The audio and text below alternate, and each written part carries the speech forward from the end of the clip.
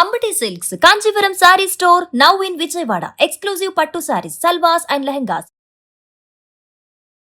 నమస్తే రమగారు. నమస్తే జయ. శ్రీరామనవమి శుభాకాంక్షలు రమగారు. శ్రీరామనవమి శుభాకాంక్షలు జయ. సుమన్ టీవీ ప్రేక్షకులందరికీ ఆ రామచంద్ర ప్రభు అనుగ్రహం సదా సంపూర్ణంగా ఉండాలని కోరుతూ పండుగ శుభాకాంక్షలు.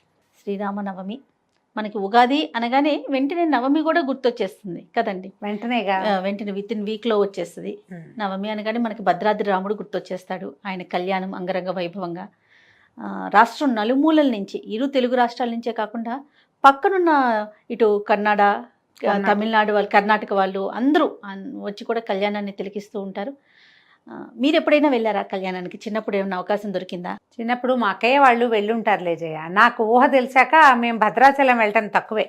నేను పుట్టకముందు మా తాతగారు ఎన్ని సంవత్సరాలు భద్రాచలంలో ఉన్నారు. మా అక్కయ్యలందరూ భద్రాచలంలో ఉన్నవాళ్లే. నేనే కొంచెం తక్కువ. బహుశా చివరి వాళ్ళకి కాస్త ఆ అవకాశం తక్కువ లభించింది. మా పెద్దక్కయ్యలకి, మా అన్నయ్య, మా నాన్నగారు, అమ్మ, తర్వాత తాతగారు, నాయనమ్మ వీళ్ళంతా బాగా మా చుట్టుపక్కలలో చాలామంది తాతగారితో పాటు అక్కడ ఉండేవాళ్ళు. ఆ చిత్రకూట పర్వత మండపము అవన్నీ నిర్మాణము, కొత్త మెట్లు, ఆ నిర్మాణాల పనులలో తాతగారు అక్కడ ఉండటం వల్ల బాగా ఉన్నారు మా వాళ్ళంతా. ఏటా సీతారామ కళ్యాణాన్ని రేడియోలో వినటం బాగా చిన్నప్పటి నుంచి జ్ఞాపకం నాకు. రేడియోలో వచ్చేది కదా, అది బాగా వినేవాళ్ళం. ఇక టీవీ దూరదర్శన్ పెరిగిన తర్వాత దూరదర్శన్లో కూడా ఎన్నేళ్ళలో చూసాం. నేను ఇప్పటికీ టీవీ ఆన్ చేసుకుని కూర్చుంటా. కళ్యాణం మొత్తం చూస్తాను, ఎక్కడ మిస్ గాను. ఇప్పుడు 3-4 కళ్యాణాలు కూడా 3 ముక్కలుగా అన్ని చోట్ల కెమెరాలు పెట్టేసి అన్నీ చూపిస్తారు కదా. ఎక్కడిదైనా సరే సంపూర్ణంగా కళ్యాణం చూస్తాను నేను. మంచి అవకాశం. అవును, టీవీలో వచ్చాక అద్భుతమైన అవకాశం కదండి. మీడియా మనకి వచ్చి పైగా మనం అక్కడికి వెళ్తే ఆ జనసందోహంలో ఏమిటైపోతున్నామో తెలియకుండా ఉంటాం. సాన్నిధ్యంలో ఉన్నాము, క్షేత్రంలో ఉండటం వల్ల వచ్చే ఆ పవిత్ర భావన ఉన్నప్పటికీ కంటితో మనం బాగా నేరుగా చూసేస్తున్నది భావన తెలీదు, అర్థం కాదు, గందరగోళంగా ఉంటుంది. అదే మనం టీవీలో అనుకో, ఇక రెండో పని చేయకుండా తదేక ధ్యానం ఎక్స్పీరియన్స్ అది కదా. మేము మా ఇంట్లోనో, అక్కయ్య వాళ్ళ ఇంట్లోనో, మా వేద పాఠశాలలోనో ఎక్కడో చోట సీతా కళ్యాణం చేసుకుంటున్నాం మేము. ఖచ్చితంగా సీతా కళ్యాణం జరుగుతుంది. ఆ కళ్యాణానికి అక్కడికి వెళ్ళకపోతే నేను ఇక్కడ టీవీలో పెట్టుకుంటాను. పీటల మీద కూర్చుంటారండి? పీటల మీద కూర్చుంటారు. కళ్యాణం అనగానే మనకి మేము కూర్చోవటము, అక్కయ్య వాళ్ళు ఎవరైనా కూర్చోవటము, మా మరిది గారి శిష్యులు ఎవరైనా పాఠశాలలో వాళ్ళు ఎవరైనా కూర్చోవటం, ప్రతి మంత్రం ఒక అక్షరం పోకుండా సమస్తమైన మంత్రాలు వినటం. మా వాళ్ళు అంకురార్పణ నుంచి చేస్తారు. ఉగాది పండగ ముందు రోజు, ఆ రోజు పొద్దుటి నుంచి అంకురార్పణ మొదలుపెట్టి ప్రతిరోజు సేవాకాలం నడుస్తుంది ఏదో ఒకటి రాముల వారిది. కళ్యాణం నాడు కళ్యాణం చేస్తాం, దశమి నాడు పట్టాభిషేకం కూడా చేస్తారు. రమగారు, ఇది సీతారాముల కళ్యాణం చూస్తే వివాహం కాని వారికి వివాహం జరుగుతుందనేది వింటూ ఉంటాం కదండి. అంటే కళ్యాణానికి వెళ్ళే చూడాలని కాదు, మనం ఇంట్లో మన పిల్లలకి పెళ్ళిళ్ళు కావటం లేదు, మన ఇంట్లో సీతా కళ్యాణం జరుపుకుంటే మనకి కూడా కన్యాదానం చేసే అవకాశం లభిస్తుందని చెప్తారు పెద్దవాళ్ళ. అమ్మవారు భగవంతుడి కళ్యాణం చేస్తే సమస్తమైన కళ్యాణాలు మన ఇంట్లో జరుగుతాయి. అంతేగా. కళ్యాణం అంటే వివాహం అనే కాదుగా, శుభాలు కూడా అన్ని రకాల శుభాలు జరుగుతాయి. ఏదైనా ఇబ్బంది సబ్బంది ఉన్నవాళ్ళు సీతా కళ్యాణ ఘట్టం మన ఇంట్లో జరపటం. మనం కళ్యాణ ఘట్టం అంటే రామాయణంలో సీతా కళ్యాణ ఘట్టము చకచక అయిపోతుంది. మనము సీతాపరిణయ గాథని మనం ఏం చేస్తాము, ఆయన ఇల్లు ఎత్తినట్టు అందరూ చూస్తున్నట్టు అట్లా బోల్డన్ సినిమాలు చూసాం మనం. ఆమె కూడా పరిగెత్తుకుంటూ వచ్చి దండ వేసింది అమ్మవారిని ఇట్లా చూస్తాం కదా. నిజానికి రామాయణంలో అలా జరగల. యాగశాలలో ఉన్నారు వీళ్ళు. యాగశాలకి వెళ్ళారు, యాగశాలలో ధనుస్సు ఎక్కుపెట్టాడు. ఈ ధనుసు వీర్యశుల్కగా మా అమ్మాయిని నిశ్చయించాము. మా అమ్మాయిని వీర్యశుల్క, ఎవరైతే మహత్తరమైన పరాక్రమవంతుడు ఉంటాడో, ఈ విల్లుని ఎక్కుపెట్టగలిగిన వాడు ఎవరుంటారో వారికి మా కన్యనిచ్చి వివాహం చేయాలని భావిస్తున్నాను అని చెప్పారు జనకులు వారు. ఈ విల్లు విరిగింది. ఈయన ధనుర్భంగము, శివధనుర్భంగం ఎట్లా జరిగింది? ఆయన విరుద్ధామనుకోలేదు కదా, ఎక్కువ పెట్టడానికి ప్రయత్నం చేశారు. ఆ రామ ధను పశ్య అంటారు, ధనుస్సుని చూడమన్నారు. ఒక ధనుస్సుని చూడాలంటే ఊరికే చూడడం కాదు, మనమైతే మామూలుగా చూస్తాం. ఈ కోదండ విద్య వచ్చిన వాడు ఏం చేస్తాడు, ఏమిటి దాని పాటి, దాని శక్తి ఏమిటి, దాని సత్తా ఏమిటి, ఎక్కడ దాని తాలూకు పవర్ ఉంది అనేది, తర్వాత ఎంత ధనుస్సు సారించగలుగుతాము అనేది చూడాలనుకుంటారు. మనం ఏ వస్తువుని ప్రయోగించడం నేర్చుకున్న వాళ్ళు దానిని పరిశీలించాలంటే దాన్ని చూడడం అంటే దాని శక్తిని పరీక్షించటమే కదా. ఉమ్. రాముల వారు ఆ ధనుస్సు ఎత్తారు, ఎత్తి ఆ తాడు ఒక చోట కట్టి ఉంటుంది కదా, అల్లె త్రాటిని బిగించబోయారు. మామూలుగా తాడు ఇట్లా కట్టి ఉండదు, ఒకవైపు పెట్టి ఉంటుంది. ధనుక్కోటి అంటారు దాన్ని, ఒక చోట ఉంటుంది దాన్ని. ఆ తీసి కొక్కికి తగిలించాలి, రెండో వైపుకి బిగించాలి ఇట్లా. అవునండి. కొక్కానికైనా తగిలిస్తారు, లేకపోతే దానికేసి ఇట్లా చుడతారు, ఒక బలంగా ఒక గురువు లాంటి దాంట్లోకి వేసి చుడితే అది బిగుస్తుంది అనమాట. అవును. అది లాగాడు ఆయన. లాగితే ఈ లాగిన సత్తా భగవంతుని చేతిని అది ఓర్చుకోలేకపోయింది, ధనస్సు విరిగింది. ఉమ్.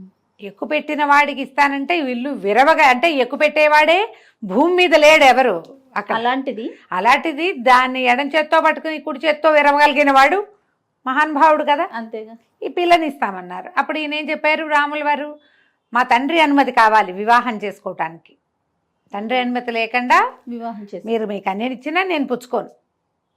ఇందుకు కదా రామాయణం చదవాలి మనం. మరి ఖచ్చితంగా నాన్నలు, తాతలు, ముత్తాతలు, పెదనాన్నలు అందరూ ఉండగా పెళ్లి కొడుకులే తమ పేరుతోటి శుభలేఖలు వేసుకునే రోజులు. నేను పలానా అమ్మాయిని పెళ్లి చేసుకుంటానని అబ్బాయిలే పెళ్లిళ్ళు, ఆడపిల్లలు కూడా నా పెళ్లి అబ్బాయితోటి అని కార్డులు వేసుకుంటున్న కాలం ఇది. రామాయణం ఎందుకు చదవాలంటే ఇందుకు చదవాలి. నువ్వు ఈ ధనుస్సు ఎక్కుపెట్టావు, పెట్టడానికి ప్రయత్నం చేసావు, అది విరిగింది. ఈ ధనుస్సును ఎక్కుపెట్టిన వాడికి మా అమ్మాయిని ఇస్తామంటే ఇంకో అబ్బాయి ఏం చేస్తాడు, ఎగిరి గంతేసి అలాగే అంటాడు. ఎదురున్నవాడు జనకుడైనా తనతో ఉన్నవాడు విశ్వామిత్రుడైనా మా నాన్న ఒప్పుకోవాలని చెప్పారు రాముల వారు. ఇందుకు మనం రామాయణం వినాలి, చదవాలి, సీతా కళ్యాణాన్ని చూడాలి కన్నులారా. చూసి అప్పుడు మనకి కదా మన జీవన సాఫల్యం లభించేది. అప్పుడు దశరథుల వారికి కబురు చేస్తే ఇలాగ వివాహం చేయదలుచుకున్నాం, ఇలా జరిగింది, ఈ ఉత్తరాలు రాశారు. వెంటనే వాళ్ళు కుటుంబంతో సహా వచ్చి వివాహం చేసుకున్నారు. చేసుకుని అప్పుడు తర్వాత ఇద్దరమ్మ అబ్బాయిలకి కూడా, ఈయనకి లక్ష్మణ స్వామికి ఇంకొక తమ్ముడు కూతుర్ని ఇస్తామని, భరత శత్రుఘ్నులకి ఇంకో ఇద్దరు కుమార్తెలున్నారు, తమ్ముడు శృతధన్వుడు ఆయన కుమార్తెల్ని ఇవ్వడానికి ఇది 4 వివాహాలు ఒక వేదిక మీద చేసి 4 పిల్లల్ని వెంబడి పెట్టుకుని తీసుకెళ్లారు. ఇలా జరిగింది కళ్యాణం. అయితే ఇలా జరిగింది. మనం ఇప్పుడు ఈ సీతా కళ్యాణాన్ని మనమే మన ఇంట్లోనే చేయదలుచుకుని మన సీతాదేవిని మన కూతురుగా భావించి ఆమెని రాముల వారికి కన్యాదానం చేస్తే, అంటే క్రియే చేస్తాం ఇక్కడ. ఆ గోత్రనామాలన్నీ జనకుల వారివి దశరథుల వారివే చెప్పుకుంటాం. కానీ ఈ క్రియ ఉంది కదా, వివాహ క్రతువు, అది మనం చేయటం వల్ల మనకు కూడా ఈ పిల్లలకి కన్యాదానం చేసే ఫలితం అవకాశం లభిస్తుంది. కుమారులకి వివాహాలు కాకపోయినా, సంతానం కలకపోయినా, ఇంట్లో ఏవైనా రకరకాల సమస్యలు, సమాధానం లభించని కొన్ని ప్రశ్నలు ఉంటూ ఉంటాయి కుటుంబాల్లో. సంసారం కదా ఇది, వాటన్నిటికీ సమాధానం లభిస్తుంది అని చెప్తారు. కాబట్టి అవకాశం ఉన్నవాళ్ళు మన ఇళ్లల్లో చేసుకోవచ్చు. ఎక్కడైనా శ్రీరామనవమి పందిళ్లలో కళ్యాణం జరుగుతుంటే అందులో మంది కూడా ₹1 ఖర్చు పెట్టి ఆ సమయానికి వెళ్ళి దగ్గర కూర్చుని సీతామహాసాధ్వి ఎట్లా రాముల వారిది అయిపోయిందో కంటితోటి చూస్తే మంచిది. ఆ మంత్రం చెవిన పడితే మనకు కూడా శుభం జరుగుతుంది. ఇంట్లో పూజా విధానం ఏ విధంగా చేసుకోవాలి రమ్మగారు? కళ్యాణం చేయలేకపోతాము, నవమి రోజు మనం ఇంట్లో పూజ. రాముల వారి పటం, ఇది మామూలుగా మనకి పట్టాభిషేక ఘట్టం ఉన్న పటాలు కనపడతాయి. సీతారామ లక్ష్మణ శత్రుఘ్నులు 4, తర్వాత ఏమో కొన్ని పటాల్లో వినాయకుడు పరమేశ్వరుడు ఉన్నట్టుగా కూడా కనిపిస్తారు. అదే బ్రహ్మ శివుడు ఇద్దరు ఉన్నట్టు, వినాయకుడు ఉన్నట్టు, తర్వాత ఆంజనేయ స్వామి పాదాలు చెందుతున్నట్టు, సుగ్రీవుడు ఉన్నట్టు, విభీషణుడు ఉన్నట్టు కనపడతాయి. అట్లాంటిది పూర్తి ఘట్టం ఉన్నా మంచిది. లేదా సీతారామ లక్ష్మణులే ఉన్న పటమైనా సరే, ఏదో ఒక రాముల వారి పటం, భద్రాచల పటం కూడా దొరుకుతుంది కదా మనకి. భద్రాచలంలో అయ్యవారు ఎట్లా సేవింపబడి ఉంటాడు, ఎలా సాయించుంటాడు, ఎట్లా కూర్చుని ఉంటారో అలాంటి పటం ఉన్నా మనకి పర్వాలేదు.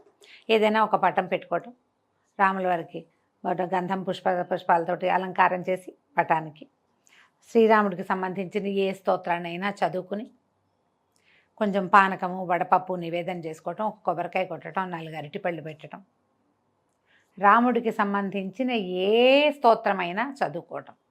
నా వరకు నేనైతే రామాయణం చదవండి అని చెప్పాలనుకుంటాను జయ. శ్రీమద్ రామాయణాన్ని ఏదో ఒక్క ఘట్టం చదువుకోవచ్చు, సీతాకళ్యాణ ఘట్టమే చదువుకోవచ్చు, చిన్నదే ఘట్టం, పెద్దది కాదు. శ్రీరామ గుణవర్ణన అయోధ్యకాండలో మొదటి 2 సర్కలు చదువుకోవచ్చు. ఇవన్నీ మన వల్ల కాదు. సంక్షేప రామాయణం చదువుకోవచ్చు. శ్రీరామనవమి నాడు మీరు సంక్షేప రామాయణం దాదాపుగా 100 శ్లోకాలు ఉంటాయి. మొత్తం రామాయణాన్ని 100 శ్లోకాల్లో చెప్పేశారు. ఓహో. ఈ మొత్తం రామాయణాన్ని ఎవరికి చెప్పారో ఇక్కడ చెప్పాలి విశదంగా మనం. నారదుల వారు వాల్మీకి మహర్షికి బోధించిన రామాయణ గాథ. ఈయన అడిగాడు వాల్మీకి మహాముని, ఎవరున్నారు ఈ ప్రపంచంలో అద్భుతమైన కళ్యాణ గుణాలు కలిగిన వాళ్ళు ఎవరైనా ఉన్నారా? వీర్యవంతుడు, గుణవంతుడు, బుద్ధిమంతుడు, వాగ్మి, బాగా మాట్లాడగలిగేవాడు, పరాక్రమవంతుడు, ధర్మాన్ని పట్టుకున్న వాడు ఎవరైనా ఉన్నాడా అని అడిగితే, నా లేకే నాయన ఇప్పుడే ఉన్నాడు, భూమిని పరిపాలిస్తున్న ప్రభువే, నువ్వు చెప్పిన ఈ కళ్యాణ గుణాలన్నీ కలిగినవాడు అని చెప్పి రాముని యొక్క గాథని నారదుడు ఈయనకి వాల్మీకి ఉపదేశించారు. సంక్షేప రామాయణంలో చకచక రామాయణం కదిలి వెళ్ళిపోతుంది. ఈయనకి దశరథుడు, ఆయనకి 4 కుమారులు కలిగారు. తర్వాత వీళ్ళు ఆయన కుమారుడికి ఇది చేయాలనుకుంటే సీతతో వివాహం జరిగింది. తర్వాత ఏమో ఆయన పట్టాభిషేకం చేయదలుచుకున్నారు. ఆయన భార్య ఏమో ఆవిడ పూర్వం ఇదివరకు వరాలు పొందింది, ఆ పొందిన వరాలు అడిగింది, రాముడిని వనవాసానికి పంపించమంది, భరతుడికి పట్టాభిషేకం చేయమంది. ఆయన రాముడు వనవాసానికి బయలుదేరాడు, దశరథుడు గతించాడు. మళ్ళీ భరతుడు వచ్చి అడిగాడు, తండ్రి లేడు, నువ్వే రాజ్యం తీసుకోమంటే ఆయన ఒప్పుకోలేదు. పాదుకలకి పట్టాభిషేకం చేస్తూ భరతుడు ఉండిపోయాడు నందిగ్రామంలో. రాముల వారు భార్యను తీసుకుని ఆయనతో పాటు లక్ష్మణుడు, సీతాదేవి ముగ్గురు వెళ్ళారు. వీళ్ళ తర్వాత భరద్వాజాశ్రమానికి వెళ్ళారు. అక్కడ ఎక్కడెక్కడికి వెళ్ళారో అది దండకారణ్యాన్ని ప్రవేశించారు. అక్కడ శూర్పణఖ వచ్చింది. శూర్పణఖ వల్ల ఖరదూషణులను సంహరించాడు. తన జ్ఞాతులందరూ మరణించారని తెలిసి రావణాసురుడు వచ్చాడు. రాముణ్ణి జయించాలంటే రాముణ్ణి జయించడం నీ వల్ల కాదని మారీచుడు చెప్పినా కూడా అతను వినలేదు. కాలం సమీపించింది రావణాసురుడికి అని చెప్తారు సంక్షేప రామాయణాల్లో. ఆ కాలం దాపురించటం వల్ల, పోయే కాలం దాపురించిన రావణాసురుడు ఈ భార్యని తీసుకెళ్తే ఆ తర్వాత జటాయువు వల్ల ఇవన్నీ తెలుసుకున్నారు. రామలక్ష్మణులు సీత తప్పి వెళ్ళిపోయిందని, అంటే సీతని పోగొట్టుకున్నామని, అపహరించబడిందని, రావణుడని ఫలానా ఒకడు అపహరించాడని ఆమె కోసం వెతుకుతూ వీళ్ళు కిష్కిందకు వచ్చారు. ఆంజనేయుడు, సుగ్రీవుడు, వాలి యొక్క సంహరణము, సుగ్రీవుడికి రాజ్యం ఇవ్వటం, అప్పుడు వాళ్ళు వెతకటం. సంపాతి పేరు కూడా వస్తుంది సంక్షేప రామాయణంలో.